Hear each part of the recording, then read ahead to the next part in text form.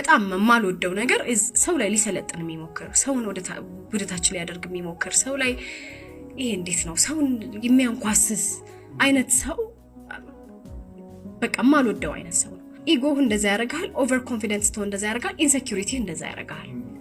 እንዳልከው ለምሳሌ በጣም ኦቨር ኮንፊደንስ ስትሆን ያለህ ነገር ላይ በጣም ስትመካ ገንዘብህ ላይ ሊሆን ይችላል፣ ቁንጅናህ ላይ ሊሆን ይችላል ምናምን ስቲል እኮ ውስጥህ ያልሰራሃቸው ያልጨረስካቸው ነገሮች አሉ። ምናልባት በጣም ቆንጆ ብትሆንም ቤተሰብ ውስጥ ግን በጣም ዲፊካልት ሆነህ ሊሆን ይችላል። ለቤተሰብ ረፍት የነሳ ሰው ልትሆን ትችላለህና በቤተሰብ በኩል ከባድ ነገር እያሳለፍክ ሊሆን ይችላል።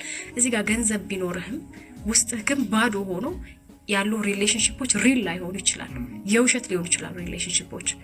ስለዚህ ምን ታደርጋለህ? ያንን ባዶውን ለመሸፈን ትጮሃለህ ማለት ነው። ይሄ ባዶ ነገር ነው ድምጽ በጣም የሚያስተጋባው ይባላል። ሶ ኤምፕቲ